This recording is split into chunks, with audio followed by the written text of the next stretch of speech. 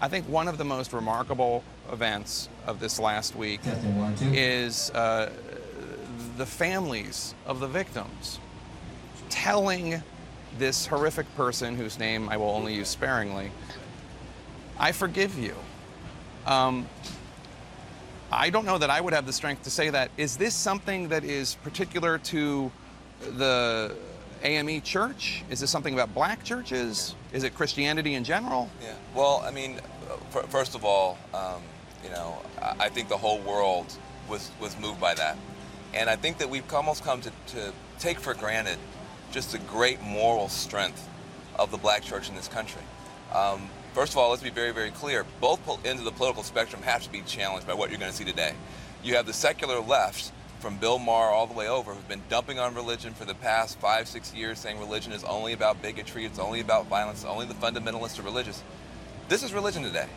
You're about to see the good part of religious faith, the strength that it can give you to get through unspeakable times. And you also have conservatives who, when there's any violence against America, only respond saying, we got to go to war. You're not going to hear that today. You're going to hear a conversation about how you deal with the worst of the worst and yet bring out the best of the best. That is the moral strength of the black church. And it's not just the AMEs. I'm a CME. But part CME is a, have you have a liturgical rivalry with the AME? Slight rivalry with the AMEs. Okay. But I do want to say this. This kind of strength unfortunately comes from practice. If somebody comes and picks up a 500-pound box, you say, how can they do that? Practice. Unfortunately, in this part of the country, African Americans have had a lot of practice learning to forgive racial violence targeted against us, and you're going to see that strength on display today. Doug Brinkley, tell us about the black church in the context of the civil rights struggles that we've seen.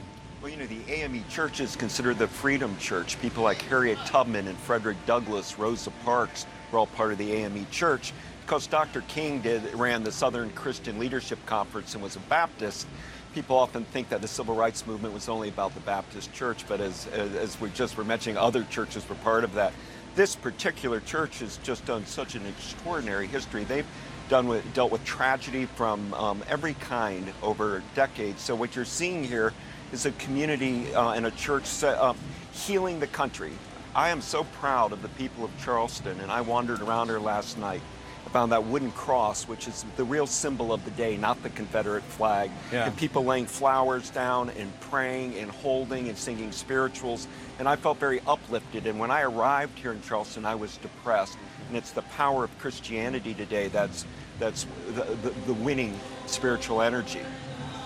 Dr. Moore, tell us what you're feeling as you hear the hymns behind us. Well, that's what I was just about to say. I've been struck by the hymns, not only right now in the church, but last night as I was walking around. Just a few minutes ago, we heard that majestic hymn, A Mighty Fortress is My God, that says, the Prince of Darkness grim, we tremble not for him. His rage we can endure, for lo, his doom is sure.